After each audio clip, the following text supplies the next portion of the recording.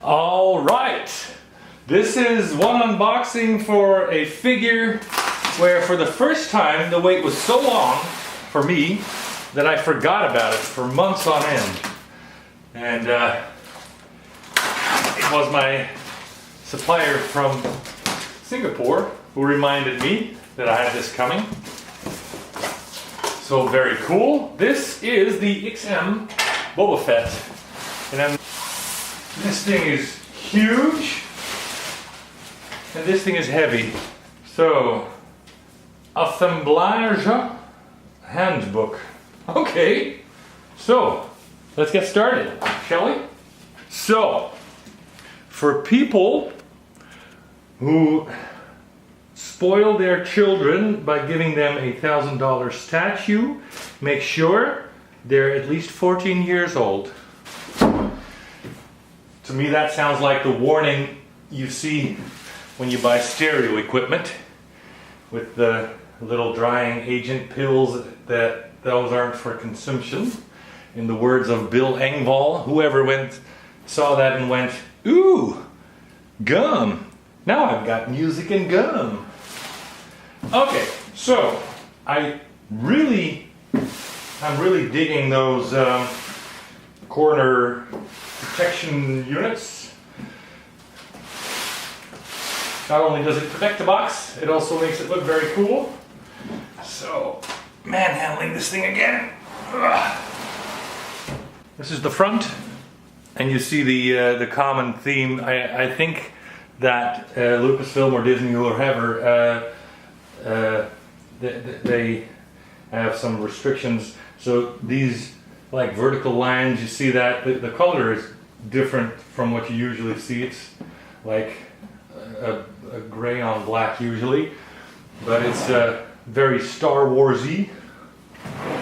I still have to get used to the Disney logo, you know, half expecting a princess to pop out here. Anyway, in general, the box is very high quality, shiny, heavy cardboard. It's very thick type cardboard, so it's definitely some of the best material I've seen there. Better than Sideshow. This is also cool, guys. Check it out. Actual straps, XM Studios. So when you're done packing this, you can use it as a belt, maybe, you know? All right, so what's inside the box here? There's a shot from the statue with this customized Mandalorian armor, deadly weaponry, silent demeanor, was one of the most blah blah blah. Father of Jango Fett. Okay, another Star Wars logo here. I think I got a pretty low edition size, people. Number 67. If anybody knows the total edition size, please leave that information in the comments. I would love to know, but number 67 seems pretty cool. Okay. I'd say it's safe to assume the base comes first. Now, this is also most likely the piece that is most debated. I, for one, love a statue with a very dynamic action pose. It's the one thing where statues can really differentiate themselves from other stuff, because with a statue, if you do it the right way, you can get poses that you can never do with like a Hot Toys 1/6 scale or a quarter scale. Like the latest Spider-Man premium format that I used to own, which I had to sell for the diorama financing. But and this one, I'm afraid, has to go too. I cannot afford to keep it right now with so much going into prototyping and stocking and producing stuff. So that's why I probably have a buyer already, because I knew that if I put that off, until I saw this thing, I wanted to keep it. Anyway, back to this. I really think it can make for a very impressive statue, a very impressive presence is the word I'm looking for. Okay, so this is part 1 in the manual.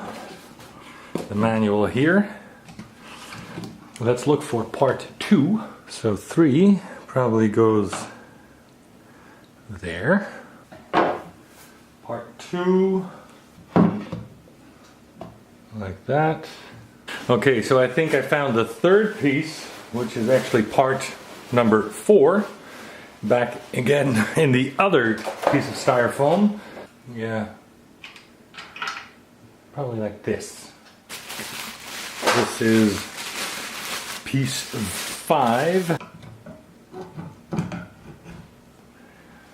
Here we have the headless Nick.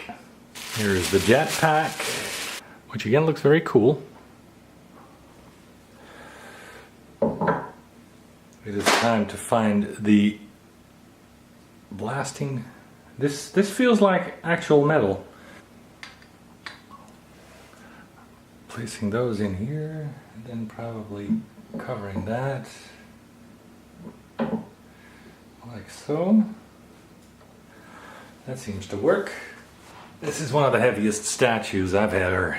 I would say the weight is about the coming to one of the larger Sideshow pieces like Sauron or the Dark Rider of Mordor, that type of weight. And already I'm beginning to feel what I was afraid of. This looks so very cool in hand. As I'm used to from XM, this is extremely high quality stuff, high quality paint.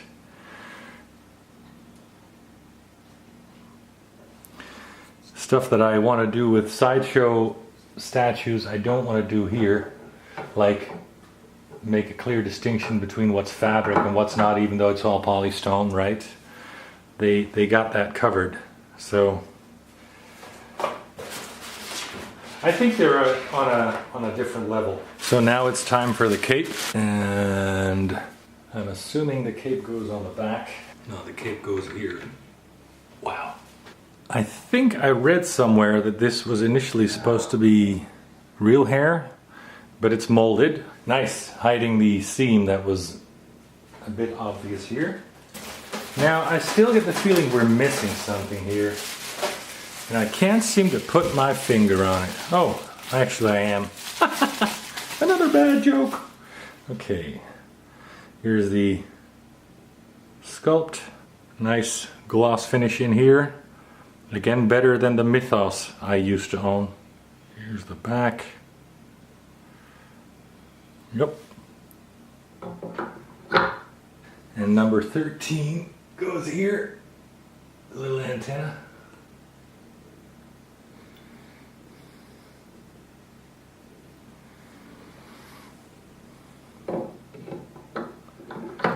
Like so. Check it out.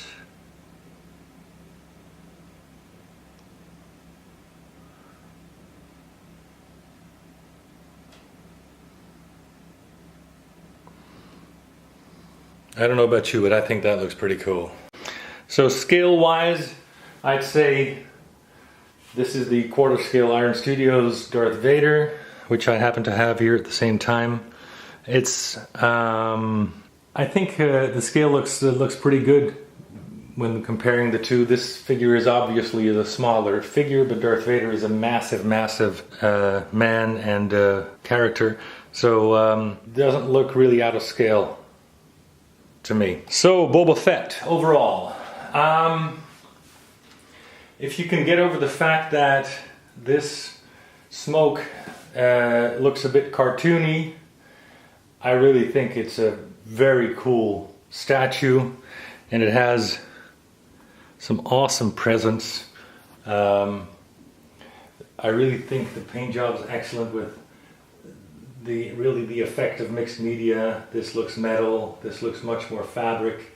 I remember with the Mythos Boba Fett, I needed to do a lot of work on the paint, and this I would just leave alone. So That's about as high a praise as you can get from me. Not that I'm the ultimate judge when it comes to that, but I am critical when it comes to this. So it's very heavy. The bass is nice and detailed. Price is a bit high, but it's definitely another level from Sideshow. Display options are okay, nothing compared to the Iron Studios Darth Vader, so I would give this an 80 out of 100 for points deduction for the cartoonish clouds, the limited display options compared to something like the Iron Studios one, and it's pricey. It's just very expensive. So I hope you enjoyed this, and see you for the next review.